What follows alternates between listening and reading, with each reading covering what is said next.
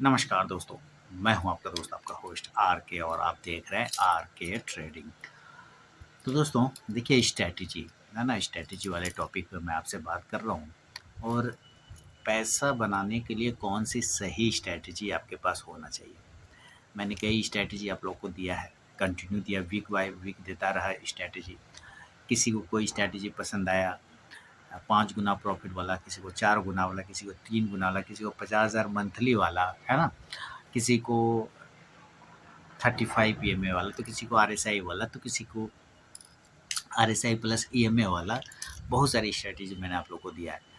लेकिन जब आप किसी स्ट्रैटेजी पे ट्रेड करते हैं, कुछ भी जैसे भी करें, स्ट्रैटेजी पे अगर आप ट्रेड कर रहे होते हैं, तो उस वक्त एक चीज़ आपके दिमाग में आना चाहिए, क्या ये स्ट्रैटेजी सिर्फ स्ट्रैटेजी पर अगर हम ट्रेड करते हैं तो क्या हमें किसी और चीज़ को फॉलो करना चाहिए?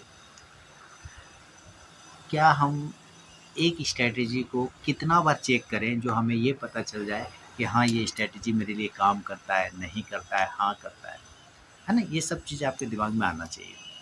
तो देखिए कुछ चीज़ है कि अगर आप कोई एक स्ट्रैटेजी को फॉलो करते हैं, तो मेरा ये मानना है कि आप जिसको भी फॉलो करते हैं पूरा समर्पण भाव से उसको फॉलो करिए, है ना? मतलब फिर आपको कुछ नहीं देखना है, पूरा दिमाग को उसके ऊपर डाल देना है कि भाई ये स्ट्रैटेजी अगर बोलता है बाय करने तो मैं बाय करूँगा, और सेल करने बोलता है तो मैं सेल कर दूँगा। उससे ज़्यादा हमको ओवर दिमाग लगाना ही नहीं है। उस वक़्त दिमाग, अब चूँकि दिमाग है, ह्यूमन है, तो वहाँ पे बहुत सारी बातें आती है दिमाग में, क्योंकि स्ट्रैटेजी एसल काट देगा। ऐसा थोड़ी कि आपने लिया है और वो 100% है, एसल काटता हो। प्रॉफिट जब देता है तो अच्छा है, मज़ा आ रहा है, तब आपको उसका ना प्लस पॉइंट समझ में आएगा, ना माइनस पॉइंट समझ में आएगा, कुछ नहीं समझ में आएगा। बस स्ट्रैटेजी लिया, स्टॉक आया, उस पर ट्रेड किया, पैसे बन गए तो वाह वाह बहुत बढ़िया। लेकिन 2-3 दिन तो वो एसएल भी काटेगा।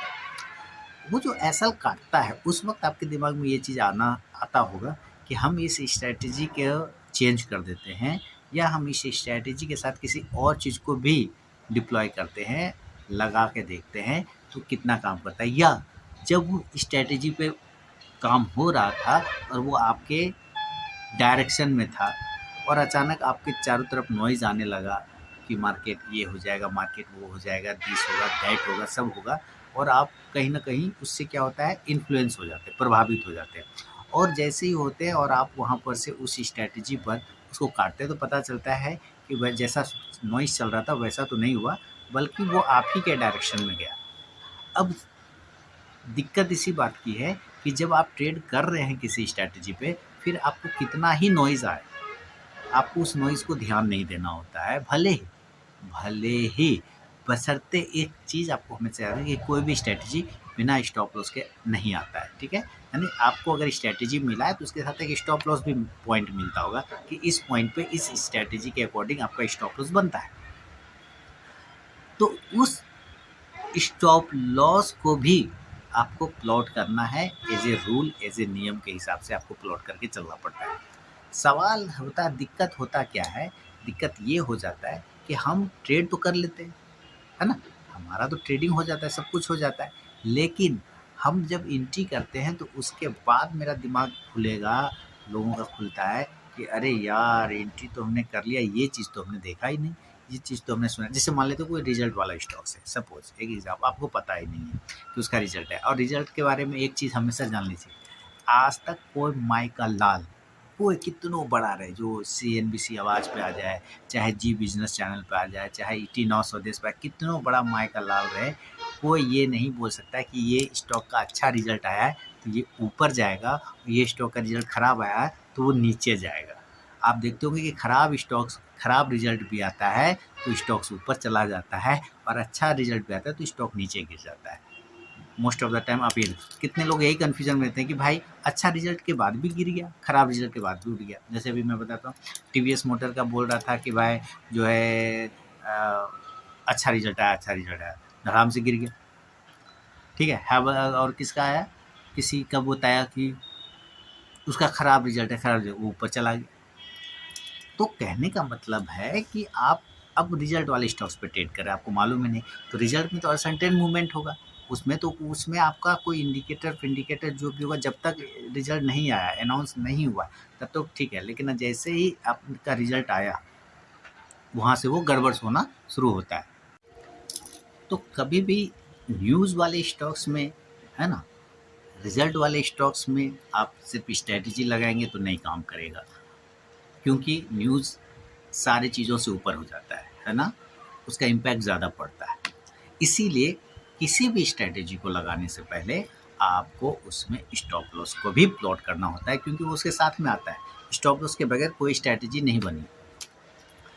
इसलिए मैं कह रहा हूँ कि अगर आप स्ट्रैटेजी को लगाते हैं, फॉलो करते हैं, कुछ भी करते हैं, तो आप न्यूज़ वाले स्टॉक्स को छोड़ दीजिए, पेनी स्टॉक्स को छोड़ दीजिए, लिक्विड स्टॉक्स को पकड़िए जो कि अच्छे इंडाइसिस में अवेलेबल हैं, निफ्टी 50 में, निफ्टी नेक्स्ट 50 में, 200 में, ये सब आप बैंक निफ्टी में जितने हैं ना, उन सब स्टॉक्स, उसमें भी आपको ये फ़िल्टर करना रहता है कि छोटे प्राइस का स्टॉक ना हो।